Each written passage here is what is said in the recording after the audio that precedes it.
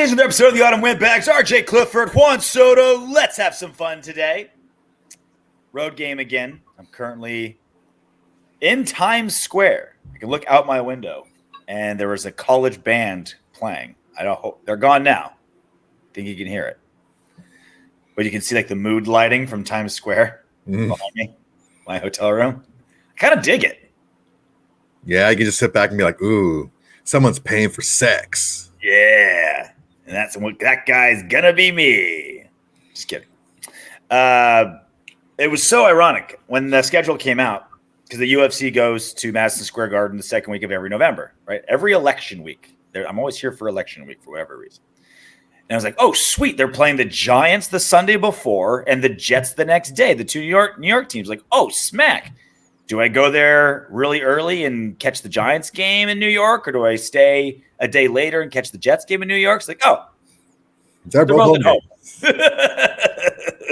That's just your luck, sir. That's just how the ball bounces. But it's also probably a blessing in disguise because whenever I go to a Raider game, the Raiders lose. So I think it's the Raiders are just avoiding me wherever I am. Yeah, get out of the opposite coast. Let's just stay away. Let's just stay away from this guy because he's a mush. He's a mush. He oozes lose. He's a lose oozer. Question of the day. I haven't done one for a while. Pin it down in the comment section.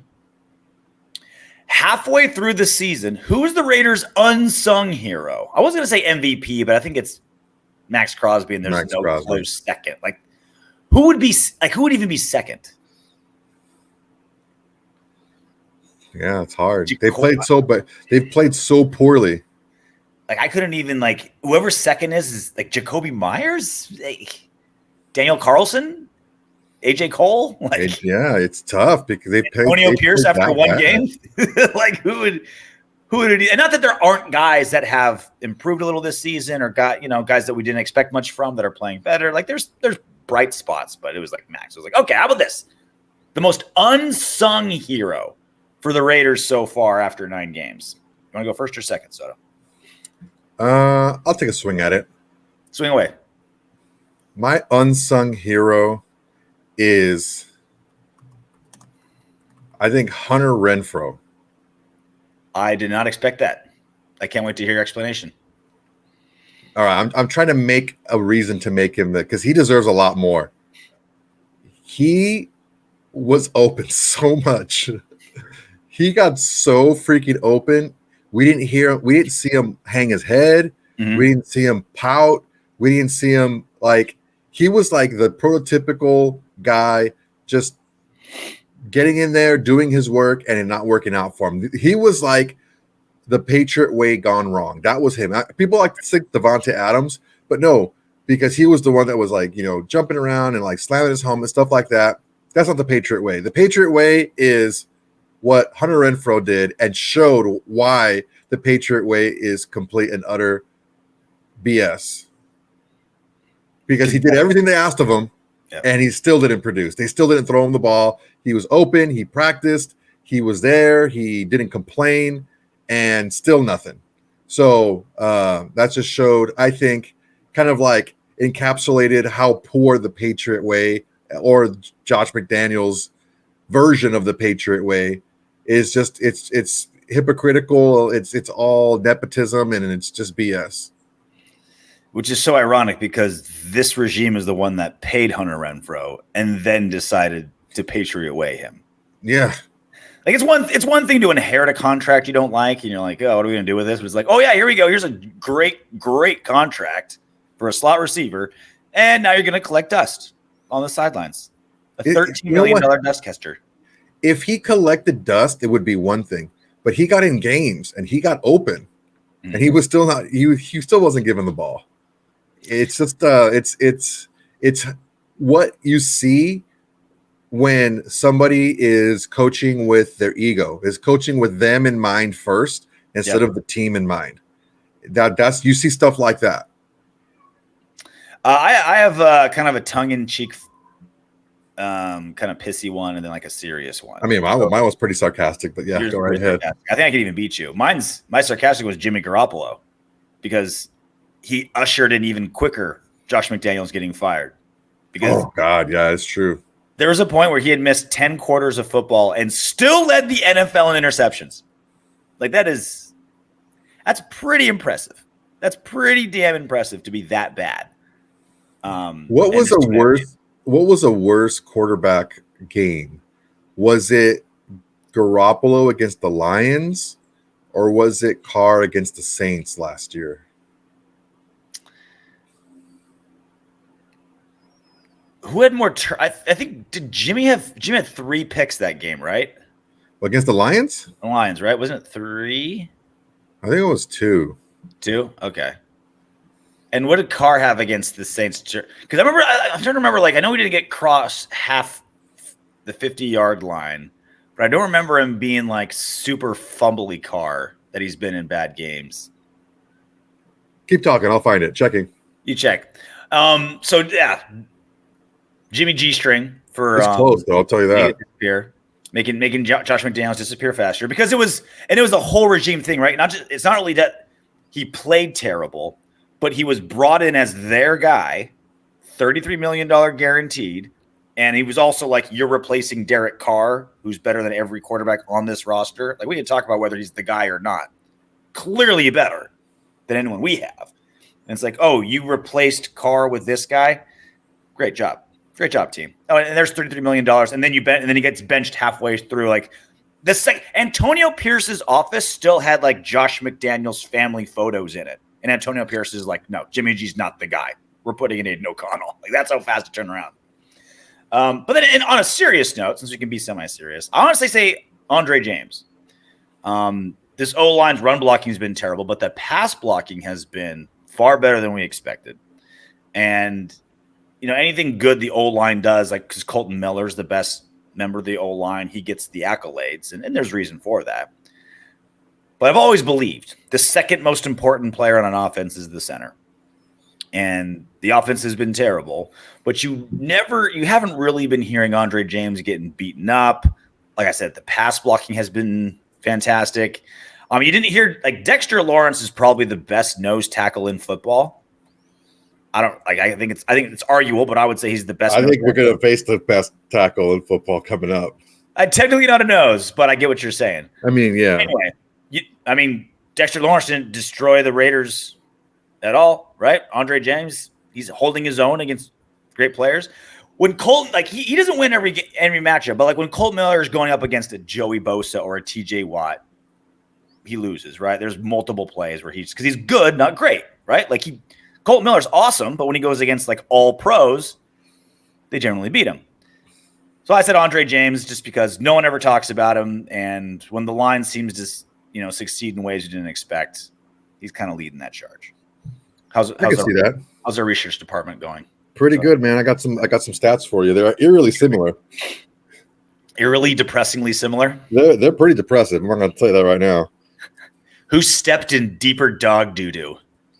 Derek Carr or Jimmy G string? Okay. Derek Carr last year versus the Saints.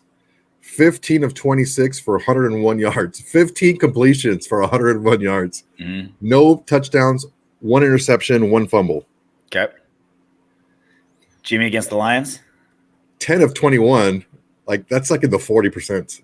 Yeah. 126 yards, 0 touchdowns, 1 interception. So Carr had the extra turnover. Jimmy had the worst completion percentage. I'm going to call it a tie. Let's just go ahead and call this a tie. That's really bad. Jeez, I'm surprised they freaking completed anything with Mick Herpes coaching them. So that's our question of the day. Pin down in the comment section. Let us know. Halfway through the season, who is the Raiders' unsung hero? You can go our way with it and find multiple new and fun and exciting ways to body shot the corpse of Josh McDaniels. Or if you got someone serious, let us know. And also, are we way off that there's no one even close to MVP that can even touch Maxx Crosby? Because the other 2 All-Pros aren't doing much because they're on offense, and Josh McDaniels poisoned it, right? Like Devontae and Jacobs haven't done much. Do you go? Hey, Mark Davis are pulling the trigger, I think. Right? Mark Davis got us into this mess, but he had the checkbook to get us out of this mess. Bro, he got us into it because he wrote the check. Right? It's his prerogative to get us into it. As long as he gets us out of it. He wrote the check in and wrote the check out. He's going to be writing more checks to keep getting these guys out of there.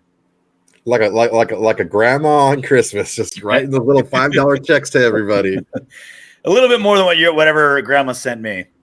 Dude, when I was a kid, I would live off of that birthday and Christmas check from grandma. I live off that because my birthday's in June. So it was like the perfect, like. How much did they give you guys? Jeez. I got $100, and that's what I lived off of for 6 months when I was like 10. Pops was like hell bent on not having spoiled kids because he had 6 of them. So he's like, all right, if you don't that's an excuse. I don't want to spoil you guys. You guys smart man. Oh yeah. Yeah, he had a lot of coaching or a lot of like parenting hacks that worked. Yeah, he had some good ones. I might make that like a segment every now and then when it's like in the off season or slow. Randall Clifford this first parenting hacks. Yeah. Oh God. He was ruthless. And every time I try to give him crap for it, he's like, hey, I have 6 kids, every one of them college educated, everyone with a career, none of them in jail, none of them addicts. You tell me. And he's like, damn it, Tad, you got me. Every time I want to complain, you're like, yeah, you can't argue with the results. That's our fault. We're too good of kids. I blame us. So Antonio Pierce, 1-0 as a head coach in the NFL, interim or otherwise. And I know this is going to be a conversation for a long time, and it's a conversation that won't really heat up until the season is over. But I want to get into it now because I like looking forward with expectations and not look back with pure hindsight. You know what I mean? Gotcha. How does Antonio Pierce earn the head coaching job permanently for the Las Vegas Raiders? And I mean, there's obvious answers, right? If we like go deep into the playoffs, no question, right? Like we could make it to like the AFC, we win a game or two and make it to the playoffs period would be incredible. Winning a game or two, something like that, winning the division. Obviously there's like the winning one, right? That's the obvious one and that's fine. But I'm also curious about the how and the why, not just the what. I know you've thought about this, Soto. Yeah. So barring making the playoffs, right? Let's just throw that out because that's a given. I'd say does he have to make the playoffs? No. Okay. I'm saying if he makes the playoffs, then that year he's going to keep the job. I don't think Mark Davis is going to make that same mistake twice. Okay. So let's just throw that out the window. Because that's a big deal, right? Because obviously Bissacia made the playoffs and didn't get the permanent job. So that means either one of two things. Either Antonio Pierce accomplished something tougher than Mark Davis thought he could, or Mark Davis has changed. And I'm with you. I think it's the latter. Let's put a third option in there. Okay. Antonio Pierce has been a head coach. Not just in high school, he was the associate head coach in college as well. The last 2 years at Arizona State. So counting associate head coach. Okay. I mean, he's taking head coaching duties. He was the number 2 guy behind Tony Dungy in Arizona State. I mean, he was. You mean Herm Edwards? Or Herm Edwards. Tony Dungy was Herm Edwards under Tony Dungy, and then now Antonio. He was. De facto, you work for me. They're all the same, right? He's the third. He was well put out. He's like, I am grooming Antonio Pierce to be the next head coach of this program. Yeah, so he has head coaching experience. He was a defensive coordinator. I think he has more high-level coaching experience than Bissacia had. Bissacia was a special teams coach. That's it. So I'm not saying had more time way more experience and time in the league, but not the high-level experience that Antonio Pierce had. Okay, and that's one thing. And the playing experience means a lot too. And the playing experience as well, yeah, for sure.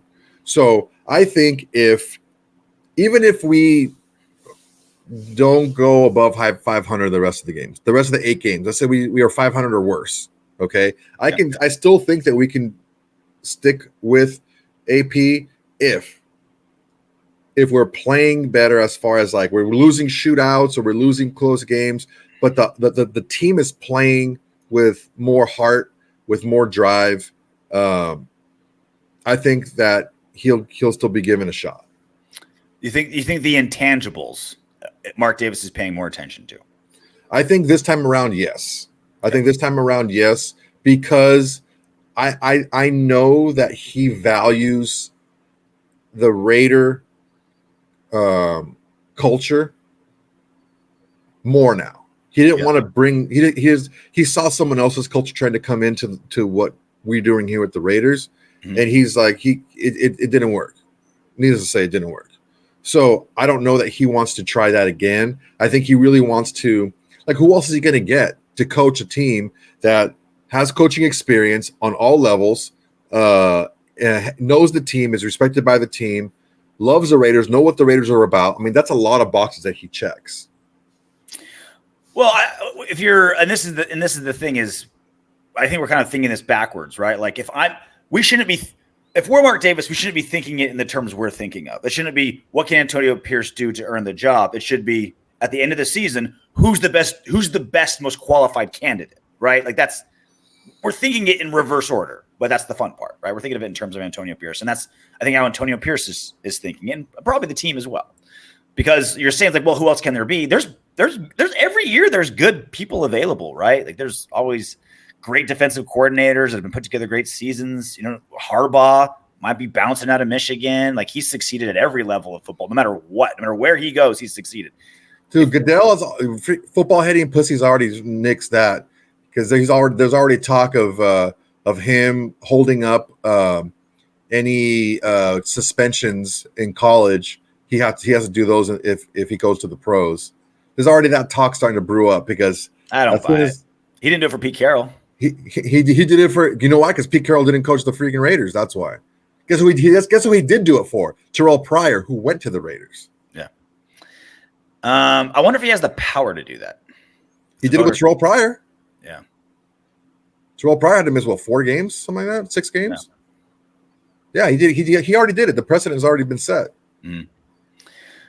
So it's a matter of, like, who's the best available as part of this equation. But thinking of these terms going forward, I'm generally with you that the intangible, like the ability to hit the intangibles and sell Mark Davis on the intangibles, but he needs to up that by saying, I'm going to get a great offensive and defensive coordinator to make up for me not being an X's and O's guy. He's got to be able to sell that. Now, I'm with you that I think, in things I've read from people who are in the know, Mark Davis, I think, is maybe for the first time in his life. Maybe that's why he kind of cut. You see how he kind of cut his hair a little bit? Like, it's not quite as. He had like a little bit of a fade going, like a little taper. Yeah. I thought he was Dominican. He had that low taper. I was like, this guy. He must have stumbled into like a Puerto Rican barbershop, and they just like went straight razor. That cut hair in the back. Right? They just like changed it up. Like he lost his bowl that he normally uses. Right? I think it's like for the first time ever, Mark Davis has become a little self-aware. He's like, all right, I gotta stop like chasing stars and stop thinking of like the best X's and O's guys, and that football players are computers. And so he's like, yeah, like not gonna be Josh McDaniels. It's got to be someone who can motivate. Like, I had the great motivator, like Rich Bissacia literally loved his players into making the playoffs. Like, that's like pure, like, it's possible, right? You can go really far with that element. So if he does go with Antonio Pierce, knowing that he's not, world's greatest X's and O's guy, Pierce has got to be able to sell to Mark Davis. I think we're selling him short, though, dude. I think we're selling him a little bit short, especially defensively. He was the captain of a Super Bowl winning team that won because of their defense, of the pressure they can put on the quarterback with that NASCAR defensive front, with that NASCAR line. Smart player, but that's not his reputation as a coach. I don't know that that's necessarily the case, because I mean, Chris Canty said in his interview that he was like legitimately a coach on the field, and he would move guys around and change guys and move guys and tell them to do different things. Would he take over the defense from Patrick Graham? Was that? Would he take over the defense from Patrick Graham? I don't think so. I think Patrick Graham's doing an excellent job. Not. Yeah, I think that they work very well together. From I haven't heard any type of grumblings of Patrick Graham, being upset that he was passed over. I think it was the smart thing to do, because he does have that head coaching experience, and I think they can work really well together, for sure. I mean, I think if you keep the same freaking staff, I think we'd be all right, honestly. Well, we're still. I mean, the jury is very much still out on Bo as offensive coordinator permanently. It's been one game. I mean, I don't want to roll with him for sure. By no means has he. he has not lost the option of being the offensive coordinator, but he's far from earned it, in my opinion. He's been one game. So, like, I think if he can keep this momentum going, because it's one thing to be like, when you just broke up with a girl and you're like footloose and fancy free, like you're hitting on every chick at the bar. You're just like, I'm going for everything. Like the weight's been lifted off your shoulders and you're spitting great game. Like you got that honeymoon period, but it's like 6 months later, are you still like hitting home runs at like the restaurant, or are you going to Last Chance Crows at 1:55 a.m. and falling down the bar skank ladder, right? Like if this isn't just this team is super jacked at the witch, ding dong, the witch is dead, and Josh McDaniels, and no, Antonio Pierce can prove I can carry this like feel good feeling through the rest of the season, and as long as I'm coaching, he's got to be able to do that throughout the rest of the season, and not just have it be a honeymoon period.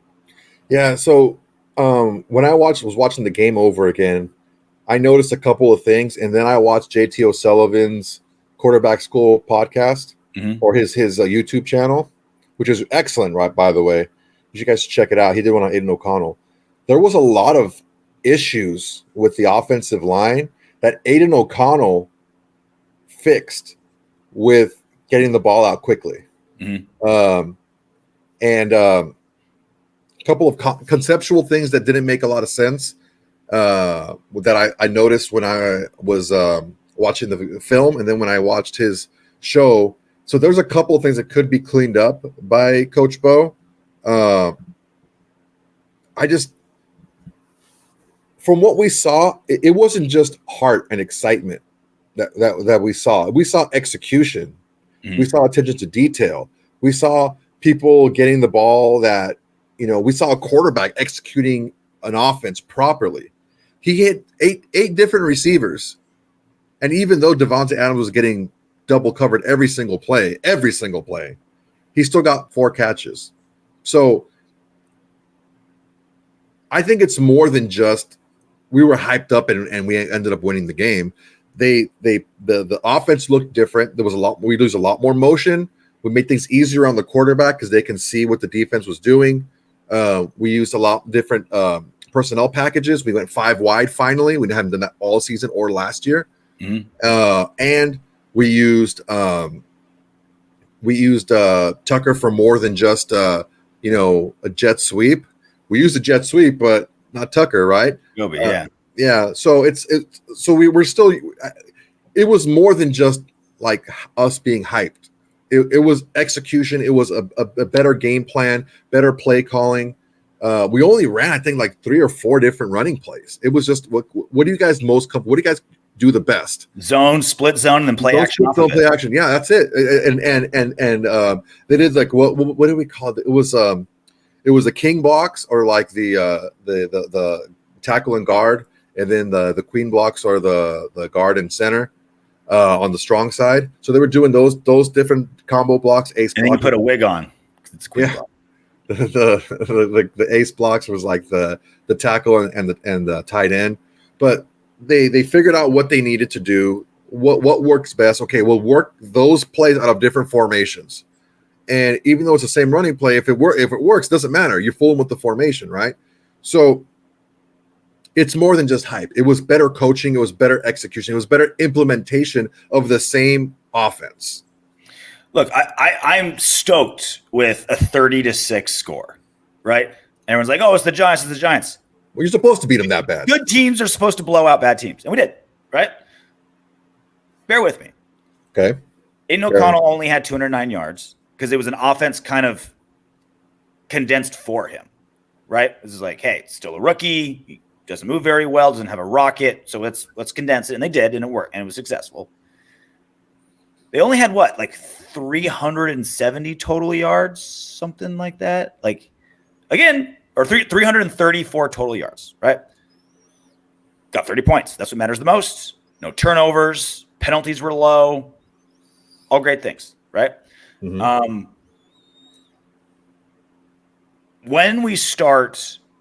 Bo starts new offensive coordinator Bo has some tendencies that can now be scouted. Is he going to be able to adjust? When Aiden O'Connell's going to have to win us, we're down 10 in the fourth quarter. Can we lean on him to do that, right? So it's like, and those are things that come with time, right? Like, we didn't have to do any of those things on Sunday. It was great, right? We played a crappy offense. Defense played great. We have to worry about those things. That's what I want to say every time. But there's a lot of things I want to see with time before I say Bo has sold me as offensive coordinator. Well, yeah. I mean, we have to see those tendencies so he can break them, right? Mm-hmm. He didn't really show a lot of tendencies because he used a lot of motion. He used a lot of different formations. So I'm trying to look up stats on how we looked in the second half. We pulled the reins in the second half. We're running the ball almost exclusively. We put Zeus out there to run the ball even because I mean he only threw the ball 20 to 21 times or whatever, 25 times because he didn't really throw it in the second half. I know we're way off topic now, but how bad of a draft pick was Zeus? 4 carries for -2 yards on Sunday. Bro, the worst draft pick was your boy from UCLA. We could have had freaking Pacheco. Yeah, but I mean that was also a 7th rounder, not a 3rd. You know what I mean? Like that's still, man. Right. Like pretty bad either way. Britton Brown didn't do squat, but we used a 3rd rounder on him. He wasn't drafted to replace. I'll say this. It was stupid because now it's like that's our 7th running back. It's like terrible. GMP and Ziegler just wanted to hoard wide receivers, running backs. All right, we're way off topic. Regardless, Antonio Pierce is going to have to hire offensive coordinator, right? Regardless, right? Is there a number of wins that guarantee him the job, regardless? So here's the schedule. If he goes 4-4 the rest of the way, I think it's his. That's all. Only 4-4. Yeah, that means he went 5. That means he went 5-4. Okay. What do we have? We have the Chiefs twice, and then we have the Dolphins. Jets, Dolphins, Chiefs, Vikings, Chargers, Chiefs, Colts, Broncos. Yeah, so we have some tough games out there. Like both Chiefs games and the Dolphin game is going to be tough. Freaking Dobbs. If Dobbs played the way he played, God bless him. If he played the way he played last week with the Vikings, that's going to be a tough game.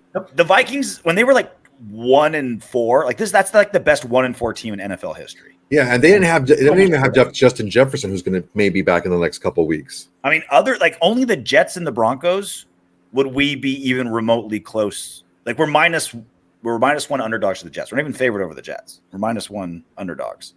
Broncos we should be favored over. Other than that, we're gonna be pretty. So maybe you're right, 4-4 because it's gonna have to be at least 2 pretty good upsets. But also, I think the losses will matter too.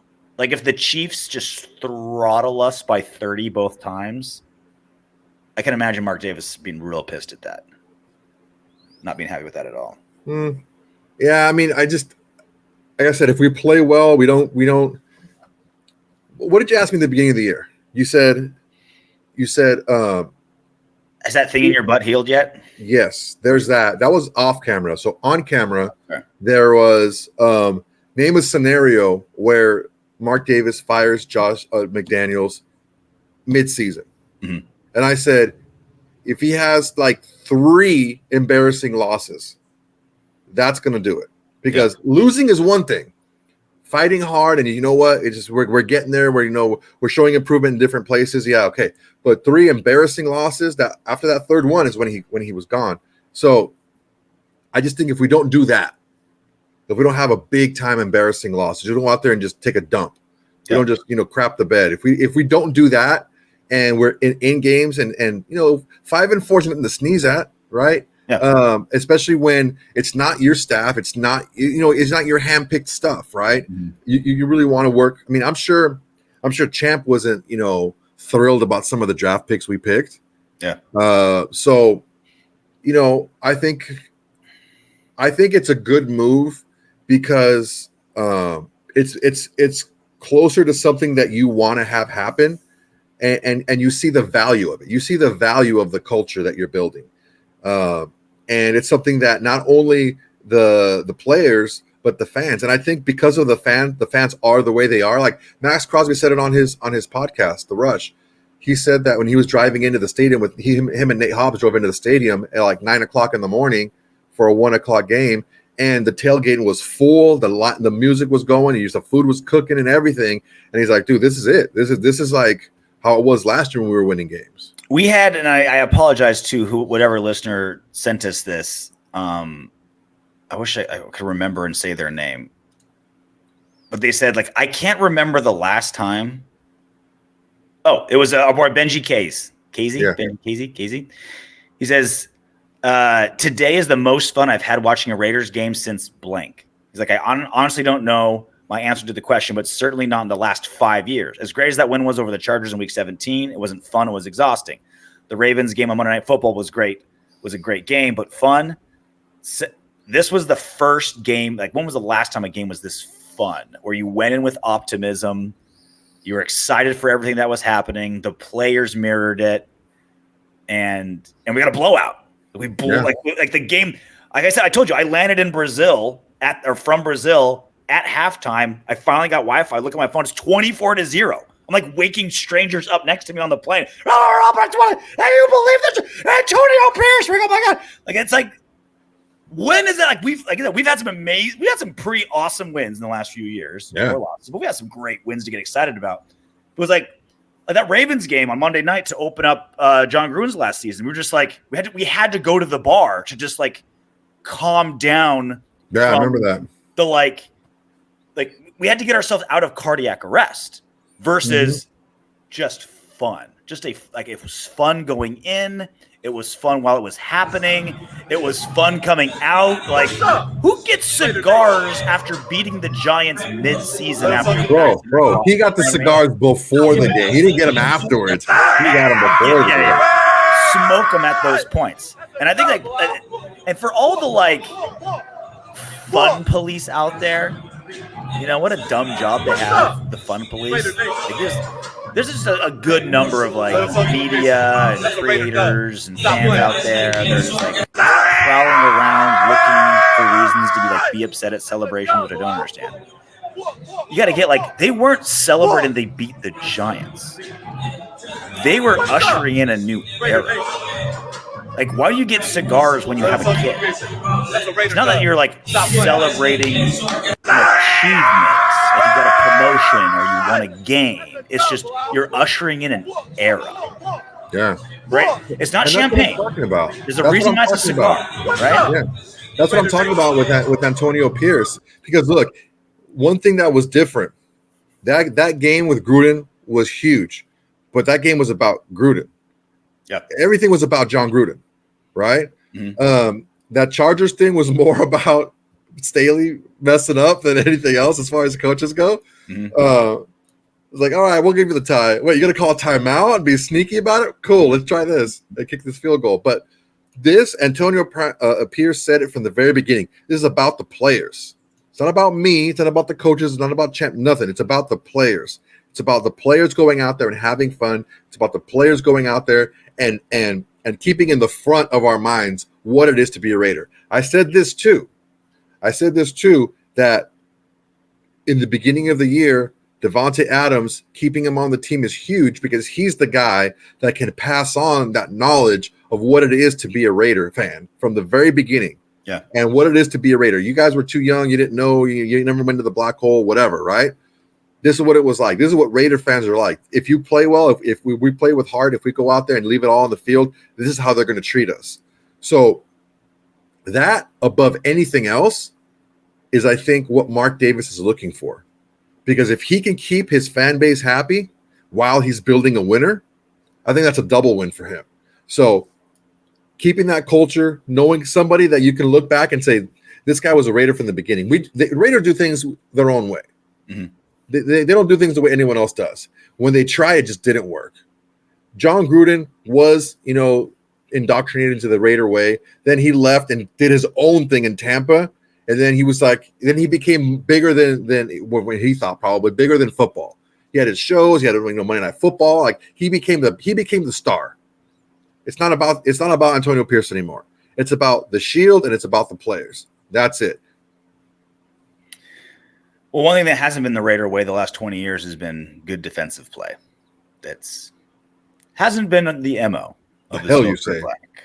I know. Shock. Gasp. I'm glad you're sitting down because I didn't want you to faint while standing from the absolute bomb I just dropped on you verbally. But this season has been very unique, where the defense, while definitely not good, is becoming something, and I don't know what it is. So the Raiders defense as of right now, we're recording this November 8th at 8:16 p.m. West Coast time, 2023.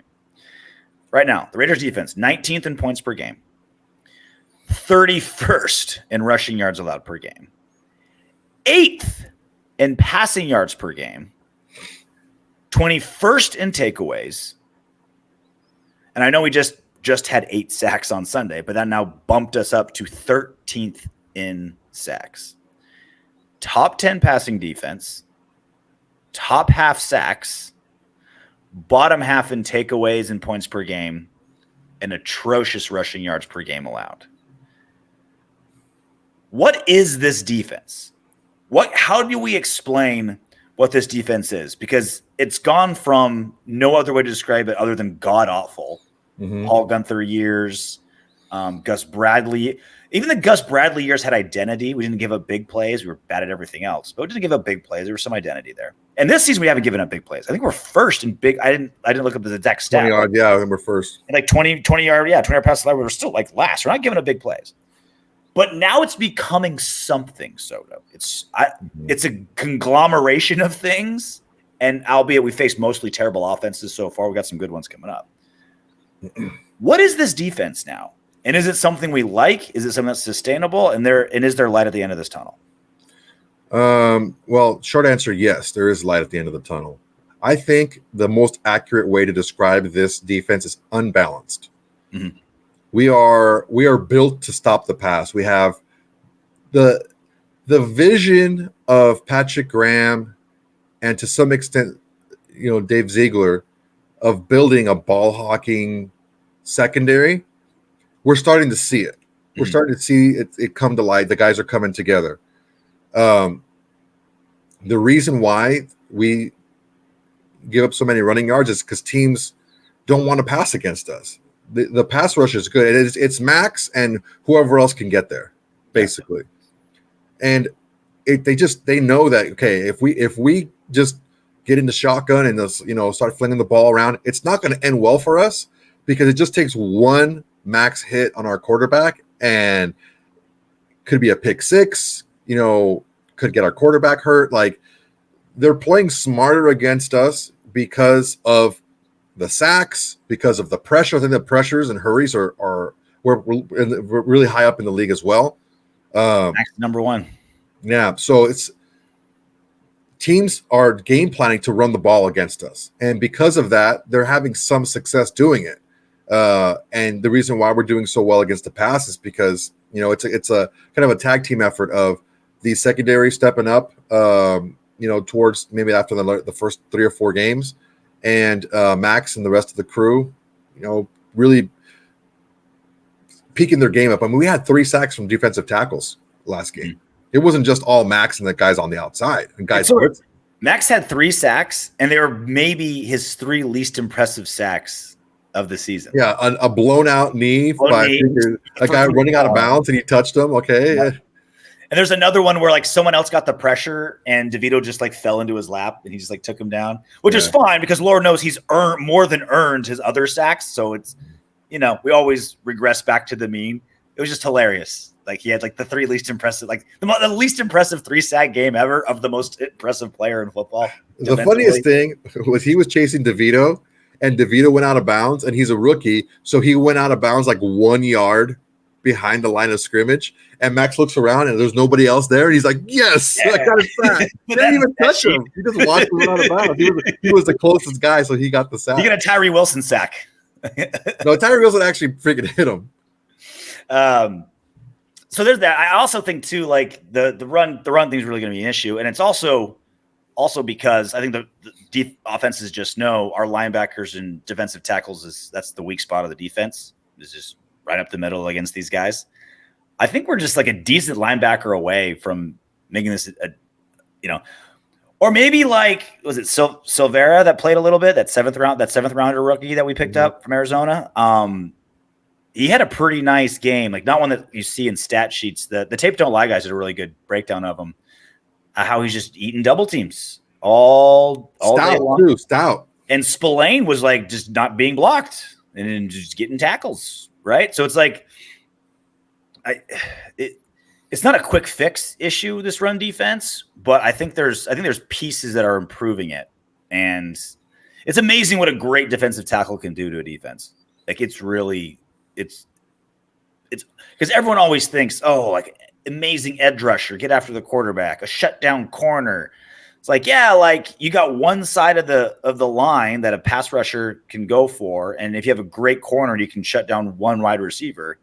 But like a great defensive tackle stops the run, could rush the passer. Like he just like eats up blockers.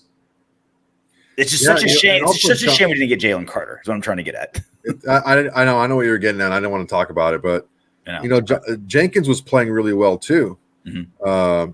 He wasn't eating up double teams, but he was making it hard. He wasn't getting blocked. He was getting in the backfield a lot, and you need a mix of that because I mean. You want to have your linebackers be able to run free. You want their feet to be clean, right? It's a big thing. Like when you notice a lot of your linemen are like at the top of the team that game in tackles, that's because they're putting in most of the work. You don't want to have your DBs and shit. You don't want to. Oops, there we go. You don't want to have your DBs, leading the team in tackles. That's why I was like, when Jonathan Abram was like leading the team in tackles like every freaking week, I'm like, that's not a good thing, dude. That's not a good thing. Yeah. But now we see a lot of the linemen were up there because they were getting in the backfield. So we got another good one coming up. We had Saquon was good. It played really well. He showed some burst. And Breece Hall, man, that guy's a stud. It's a weird. It's like a motley. It's not a team that I feel like Patrick Graham is doing a good job of what he's got. Right, like he's got this conglomeration of players that some are bad draft picks, some are free agent signs that didn't work, some are free agent signs that did work, some are, drafted. They're just bad scheme fits. Do you like who are the run blockers who are the run stuffers, right? Yeah. Like you got a rookie, you don't have that guy on your that big belly guy. You need that guy. Well, and it's not a cohesive unit. It's not like, all right, we're a team that's all built to do this thing, or like. That's why I use them balanced. And so it's a I don't know. It's like a pirate ship. It's fittingly, right? It's the Raiders. It's just like a band of mercenaries thrown together that aren't rowing in the right direction, but they're not rowing against each other. Like Amik Robertson, he's gonna give up a big play early and then get scrappy later. Trevon Merrick isn't gonna give up big plays, but he's not gonna make a lot of big plays. Spillane, if he can keep his feet clean, to use your term, he'll get you a lot of tackles, but he's pretty easily blocked. You know what I mean? It's like all kinds of like, it's not a group that was put together as a bunch of puzzle pieces that make one picture. It's just a bunch of machetes all kind of going in different directions, and hopefully they'll land on the guy with the ball. Yeah, like I said, it's just unbalanced. They don't the construction of this defensive unit. It's lacking that stout player for early running downs or short yardage situations. Luckily, we have Maxx who can just beat a block no matter what, and he gets a lot of tackles for loss. But without that, we don't have that presence in the middle. And the defensive tackles that we have are mainly pass rushers. Especially the ones that were playing previous, like Tillery and Nichols, and those guys are more pass rushers than the run stoppers. So I mean, hopefully Jade Silvera keeps it going, and he's able to show a little bit more of what he can do. He was one of the guys in the video smoking a cigar. He had his own video, and he's like, man, I couldn't even see the field before, and he's in there just gobbling up double teams, and it makes a huge difference, man, when you have one of those guys, because people who know what they're looking for, they can appreciate that, right? I think everyone watching here knows football, right? So you can appreciate a guy that every time you see him, he's getting blocked, but that means another guy is not getting blocked because he's eating up double. And that's one of the things that I talked about a little bit about why I was a little bit wary about Littleton, because he had two defensive tackles in front of him just eating up two blockers apiece, sometimes even three with Donald. So he was able to run like hair on fire, crazy. No one was blocking him. Mm-hmm. So if we can figure something like that out, I think we can get a lot of. But Bernie is fast, man. All we have to do is get two Aaron Donalds. That can't be too hard. No. I didn't say that. But Bernie's super fast, man, and he can get to the point. He's a former safety, so he's going to be a little bit rougher, getting off blocks. But if you can eat those blocks up, I mean, Spillane's hard nosed. I'm starting to like. The more I hear about him, the more I like him. I liked him coming out of this last season because I think he played really well once he was able to start for the last 5 or so games. But I think he's showing a lot more competency in pass coverage right now. Well, and there's a lot to what you were saying about how Severo wasn't even seeing the field and now he's smoking a cigar. Like there's something about being grateful to be there that gets a level of effort, and that's another part of this. Was like Josh McDaniels just like very Patriot way. Like I don't want to play rookies. Just don't want to play rookies. Like Michael Mayer was barely seeing the field. Severo barely seeing the field. Like guys just aren't seeing the last year. Like Zeus didn't get any touches. I guess maybe we know why now because he's not good. But like just kind of like the thing. And now it's like Antonio Pierce is just like best guy, your plan. And there's a level that you get to these guys that like when you're grateful to be. Remember the movie Hoffa? Jack Nicholson. It's great. One of Jack Nicholson's best roles. Awesome. Danny DeVito's the like short like muscle. It's so great. He says a line like he just took over the Teamster union, and he goes to his assistant. And he's like, "Here's a list of all the people to fire. When there's a new regime, you get rid of everybody at once. So the people that are still there are thankful that they didn't get fired, and they're loyal to you." And that always stuck with me. That's kind of the same thing here. It's like, look, how Silvera is like going to be loyal to Antonio Pierce, right? These guys are getting these times, and they're like, man, this guy got me here. Like he gave me the opportunity, as opposed to like I bust my butt and now I got here. It's like, wow, like this regime, this coach, I'm thankful for this guy. And those are the guys that play hard, are guys that like not cocky, like I'm the best. It's just like, oh man, like he did me a favor. It's not true, but that's like you have the feeling of they did me a favor by having me on the field. That's how you get the most. You can get the most of the guys that way. Well, yeah. Another thing too is you take a look at like Jenkins played, I think, a lot more than he normally plays, and for sure, Jade Silvera played a lot more than he's used to playing. That goes to show you there was a lot of favoritism going on, because if the position coaches who are now being able to pick who plays more often now, it's like who was listening to they weren't listening to the position coaches. It's like, okay, I want the guys that I want to play. I don't want the other guys. I want these guys. And now it's like, okay, who are the guys that can do this? Right. There was a mic'd up with Coach Antonio Pierce, where he asked the offensive line coach, Carmen Basilio, he's like, I want to run the ball 2 times. Can we get the ball? Can we score a touchdown if we run the ball twice from here? And he's like, yeah, we can do it. I'm like, all right, cool, let's do it. That's the kind of thing that, that's the kind of, you don't have to be in control of the offense. You have to know who to ask. Because you ask the offensive coordinator, he doesn't know. He doesn't coach the offensive lineman. Like, oh yeah, these plays will work, because they think every play is going to work, right? No, you ask the offensive line coach, hey, can we move these guys for 2 plays to score a touchdown? I want to run the next 2 plays. And the first play ended up getting a touchdown, but that's the type of mentality that I like, the kind of thinking and the thought process I like. He knows where to ask and who to ask for, the right people to ask to make these decisions. You know what I love most about Antonio Pierce? How he got busted for recruiting violations at Arizona State. Because remember, it was like, what? Oh yeah, big time. It was big time. Yeah, he was. It was COVID recruiting violations, which is the dumbest like if there's any regulation I have no problem with you breaking, it's COVID recruiting, like NCAA COVID. It's not like he killed somebody or stole or like or sabotage anything. It's just like I was extra nice to high schoolers who were wearing masks. It's like that's the kind of stuff that like people will turn down. But for me, I'm like, I like that kind of cheating. You know what I mean? It's like I'm going to put extra effort in when they're trying to like bureaucracy what we're doing. That's the kind of stuff. Be like, that's not going to be a black mark on a resume for me. That's going to be a plus. It's like, okay, that you did get caught. I don't like cheaters who get caught. He even kind of really didn't, right? Like all his underlings got rolled. Yeah. And kind of resigned and like disappeared, and no one wanted to deal with it. And he's like, "Guess what? I don't work here anymore. Sorry." Yeah, he's like, I guess technically he didn't get caught, and then he ended up getting promoted to the NFL anyway, so it ended up being better for him. Like one of those. And it's like, what did he actually do? Like, it wasn't the freaking Rick Pitino hookers in Louisville thing. Like it wasn't anything like that. It was during COVID. You weren't supposed to have potential recruits on your campus, and he did. That's it. That was it. Cool. Yeah.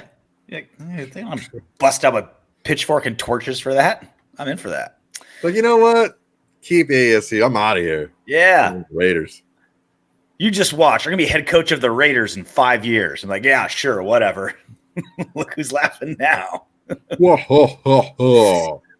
Raider news, I feel like I'm the only one that talks about our kicking unit in all of Raiderdom, but I'm going to keep doing it because they're just that good. And if I won't love them, who will? AJ Cole, the quietest record ever broken, set a single game NFL record against the Giants, 63.6 yards per punt average, the highest single game average in NFL history with a minimum of 4 punts.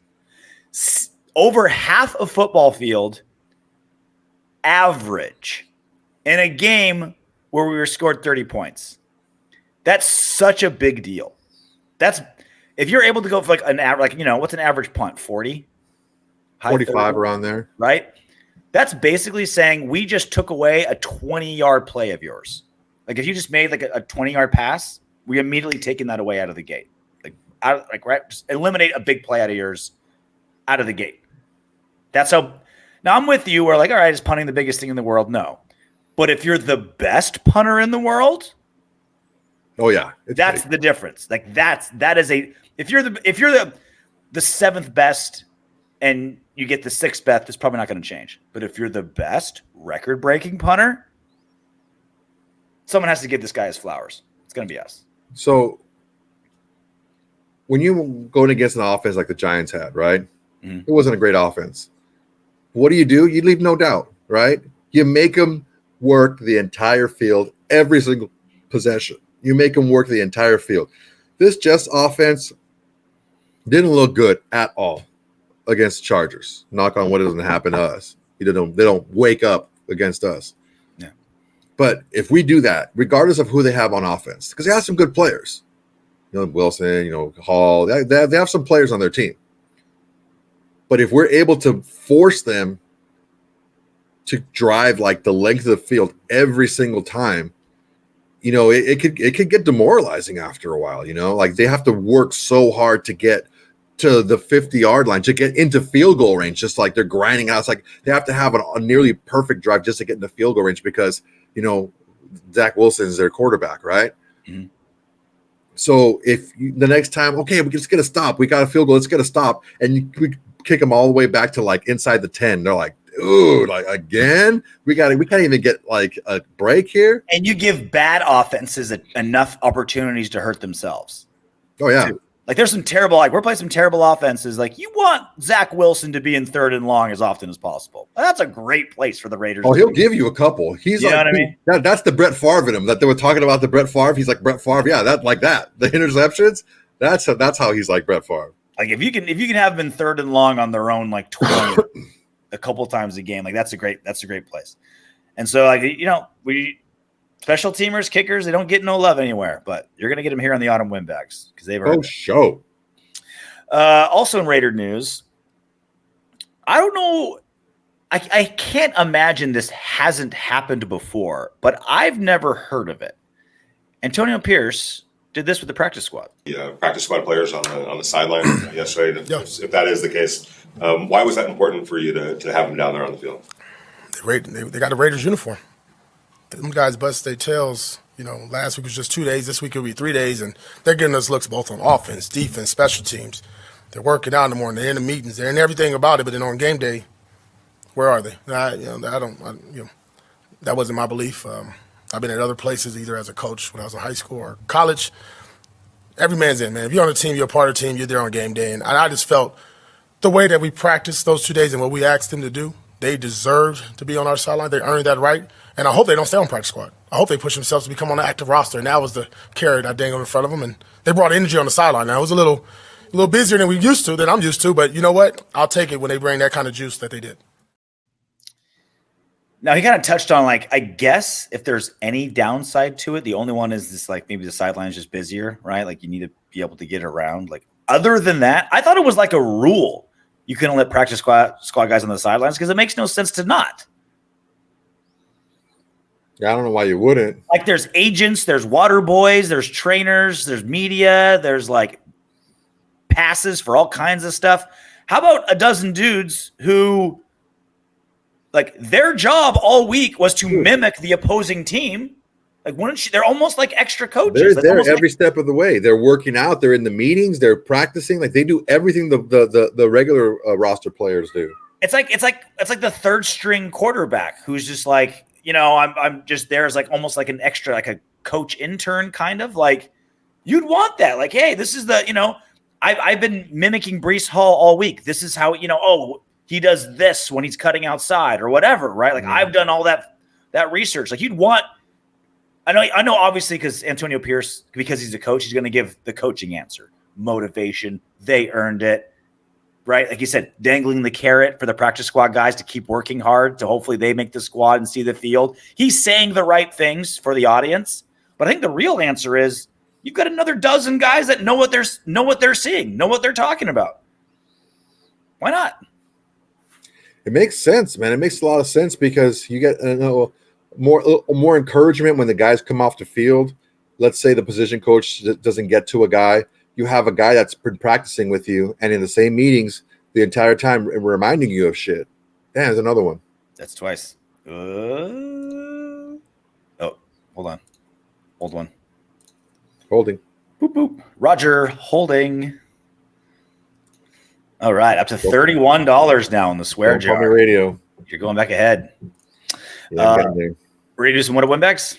Yes, sir. Jeremiah Rose, 4681. I accidentally put in here 3 Jeremiah Rose ones because he had so many good ones. Okay, that's too many. But he's been crushing it in the comment section. So I took this one. I like the LA Raiders feel of this game. Yes, it's not Oakland Raiders, but it was refreshing. Plus, I did not want to see a really bad performance and end up crying in my mommy's arms, a.k.a. Caleb. It did feel like LA Raiders, and very specifically LA Raiders, not 70s, 80s Oakland Raiders, not, the 2000s Oakland Raiders, not even the 2020s Vegas Raiders. It felt LA Raiders to me. Little kid RJ watching football. It was Mad Hood. That's what you want. Mm-hmm. And I know why you put the Caleb one in there, right, you jerk. I genuinely didn't. It was just kind of a little bonus. We got to think of a bet that we're going to do when USC plays UCLA. We'll make it a question of the day or something because I want it to be a good one. Man, look, let me give you some perspective here. Okay. This guy has to score every time. He has to score a touchdown every time he touches the ball. His defense is that bad. Mm-hmm. That's a lot of pressure. And that makes it okay to cry. Sure. Why not? I'm really not a big, you're not a man if you cry guy at all. I've cried. The last time I cried? Well, sorry. August 2003. When my mom and my sister dropped me off for college and they started crying. So I couldn't help it either. When the women in my life are in tears because they're going to miss me, it got me. You didn't cry after Moonwalker? No. Not in the locker room? I throw giant pity parties. Like I'm throwing, like when I lose in fights, I throw stuff. I'm whining. I'm a terrible loser. But like, Hell, me and crying, Frankie almost cried. yeah. I remember I took you out for your birthday. We went to Naples Rib Company, and you were all jacked up still. I was supposed to go to my buddy Scotty Oda's that I wrestled with in college. His bachelor party was that weekend. You couldn't fly, right? I couldn't fly. My hand was broken. My face was all beat up. I was gonna go anyway, but I just couldn't go. I was so beat up. Yeah, I remember the freaking waitress walks up. She's like, "Oh damn! Oh my God, what happened to your face? I knew it, Richard. Not so much here. I'm fine. I fell." My wife's like, "Yeah, you fell, right? Yeah, that's right." I'm like, yeah. He fell. No. He's fine. Tell him you fell, babe. I'm sorry. So this is my thing on crying, and I think this is what people don't understand about men crying. Okay, let's hear it. It's not that you're a wimp or loser if you have emotions. What's the only thing that concerns me about crying is that a symptom of if I'm in a foxhole with you and we're facing the worst of the worst, are you going to be able to rise to that moment, or are you going to whimper in the corner? If this house starts burning down right now, are you going to help me get the women and children out of here? Or are you going to tuck tail and be a coward? That's what I think that's the core of like men crying comes from. But then it's grown into something so much bigger. Where it's like if you cry at a sad movie, you're a loser. Or if you cry at a wedding, you're a loser. Like, no. Have emotions. Crying's fine. The only thing is I want to be able to count on you as a man in times of urgency. And crying doesn't mean that one way or the other. It's just I want to be able to count on you. That's my thing. Yeah, man. It was emotions are weird. Like they pull a lot of stuff out of you because it's not when there's like a traumatic event happening, right? It doesn't have to be happening to you, but just happening, and it hits you, like it takes you back to something, and even like so. I've saved. I told these stories before. I've saved three people's lives. Mm-hmm. One guy twice, but the one that I saved him in Nashville, I got really emotional afterwards because I saw him on the ground, like out cold, his head busted open, bleeding everywhere. We got him to the ER, and I kind of just like sit back for a second, like, man, if I didn't think in that moment, like if I got distracted by something else, like if a big booty walked by or something, I was like, oh, let me holler at this chick or whatever. And I didn't think of like, man, where's my buddy? Like, I haven't seen him in a while. And if I didn't go check on him, what if I was like, oh, I don't want to go out. I'll just text him and I'll go back to my room. Like he could have been there for a really long time. So yeah, that's like that stuff went through my head at the time. And it was like just a bunch of emotion coming out. That's the perfect example of what I'm talking about. When you were needed, you sprung into action. Right? I grabbed somebody out of the cab. Like, nope, I'm taking this cab. And the guy's like, buddy. I'm like, no, dude, take me to an ER right now. Emergency. When it was time to act, you manned up to control the situation and you saved a life. And then when it was over, you dealt with the emotions, the extreme emotion of seeing one of your best friends in peril. That's exactly what I'm talking about. You want to hear the weirdest part? And be like, oh, what am I going to do? Oh, he's hurt. Like, no, you sprung into action. And because of the gravity of the moment afterwards, you let it out. That's exactly what I'm talking about. So he got an IV, right? When they stitched him up and he got an IV. And he's like laying he looked like he was dead. He was laying on the I have the picture somewhere, but he's laying on the hospital bed, right, in the ER. And he's got like a sheet up to his neck, right? And just sitting there. And they're like, all right, come on, buddy, let's go. Time to go. And he just pops up. All right, let's go. He was like totally sober. He had like all this IV bags. He was more sober than everyone else. Dude, that was the weird part. Best cure for a hangover. Like that. Immediately. He had like 3 bags. They gave him 3 bags. Have the Raiders ever made you cry?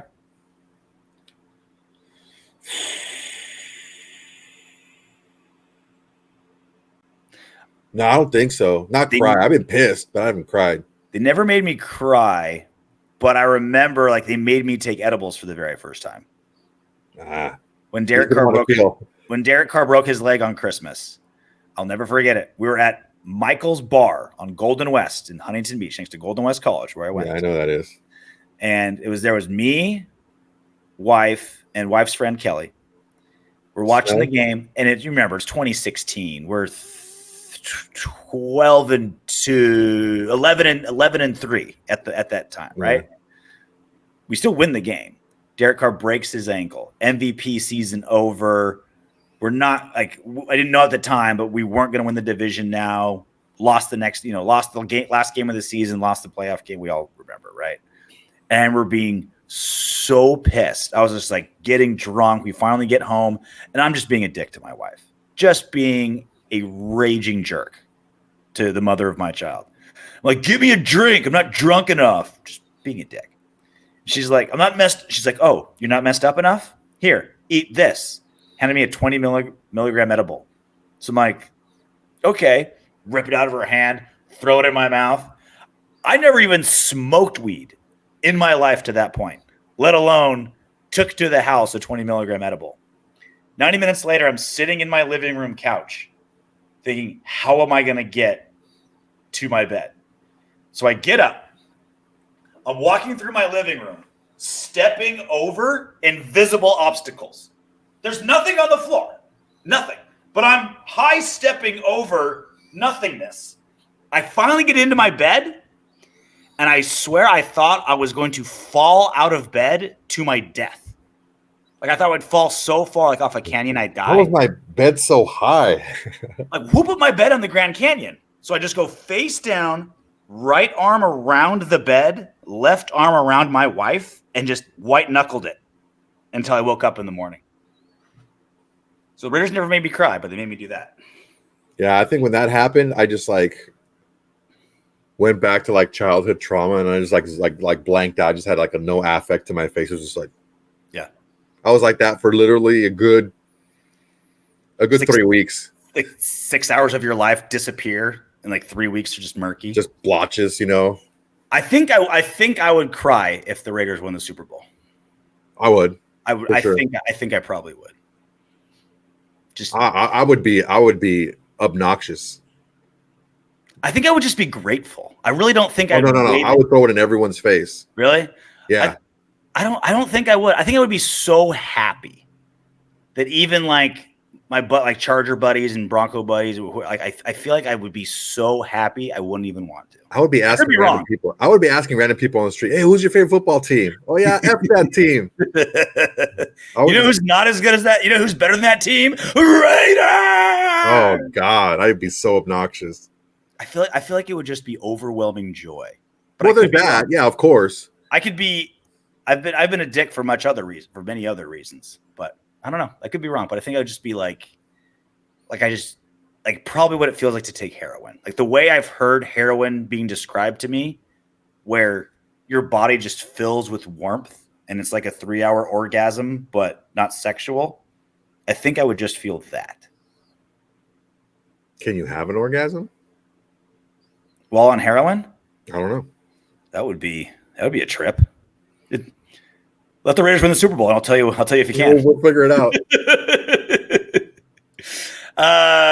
D.B. Cooper, 1875. The head coach should be a leader, in all caps. Have the defensive coordinator and offensive coordinator do their things and let the head coach lead. From all reports, AP has that. Also, he isn't trying to implement a new system or culture. He wants to reinforce the Raider way.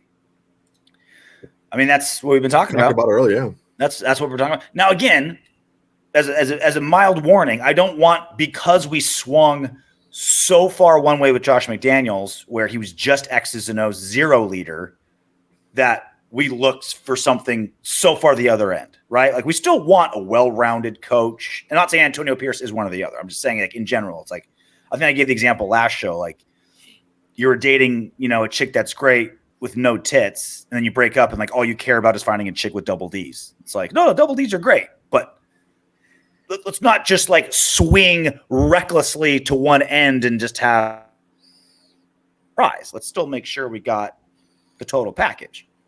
And Antonio Pierce could be that guy. Give her my total package. Last one, Casey Carter 335. The Jim Gray connection. We're talking. This is the video of how they're saying Jim Gray has this is a consigliere for Mark Davis. The Jim Gray connection may come from Dana White, UFC president. I've always felt like he is a big player in that no one mentions. He's tight with Brady and the Patriots people, and I think Davis wanted to be in that inner circle. Do we know the genesis of the Jim Gray Mark Davis connection? Because I think it goes way beyond. I think it's a Brady thing. I don't think this Jim Gray thing is like something that's been happening for years and years. New? I think it's fairly new. Okay. Yeah, I think it's fairly new. I mean, I'm not a super huge fan of it. I understand why he would want to talk to Jim Gray. I know that Tom Brady really respects him. I know that he's a respected journalist by some, hated by others. That Dana White thing could be something. It just, the whole Dana White brokering the story of him brokering the deal for Brady and Gronk to come over. Mm-hmm. So that could be, going to Vegas and you talk to the Vegas players, I mean, look, you can never, no matter how successful, like the most successful people in the world are the people that are willing to learn from everyone and everywhere, right? Mm-hmm. So whether you think Jim Gray is, the gospel or not, I'm sure he's got information that you could use that's valuable. It's just, maybe it's just his haircut, but I also feel like Mark Davis could just be just like pulled in directions. Like he can be swooned and he can be manipulated. Yeah. I have no basis for that other than just my gut that he could be that. And that's kind of why, like, it's kind of like the whole report, how Mark Davis was willing to give Tom Brady minority ownership of the Raiders for like 10 cents on the dollar, like whatever it's worth. He was willing to give him like just way underpay for the amount that he was in. It's like, I can easily see Jim Gray being like, hey, this is my buddy. It's like, hey, imagine how much Tom Brady can bring. You should be paying him to have part of the Raiders. It's like, We're also forgetting something too. We're forgetting the whole Jerry Jones connection, because, Al Davis told Jerry Jones, hey, man, take care of my boy, okay? Make sure he doesn't, step on his nuts too many times, all right? So, he's got advisors outside of the building as far as like other, especially Jerry Jones, right? Yeah. So, he has his kind of crew of guys that are like business people and like in and out of sports who can, he could bounce stuff off of. I think that may have been something that he's trying to build in the Vegas area. Okay.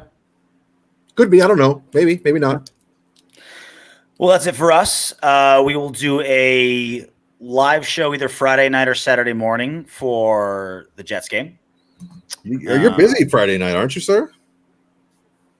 Oh, yeah, huh? Well, it's 6 my time, 3 yours, I think. Okay, so it's going to be ending after. I'll probably be drunk. We should probably do Saturday morning. Let's do Saturday morning. Tell them what you're doing.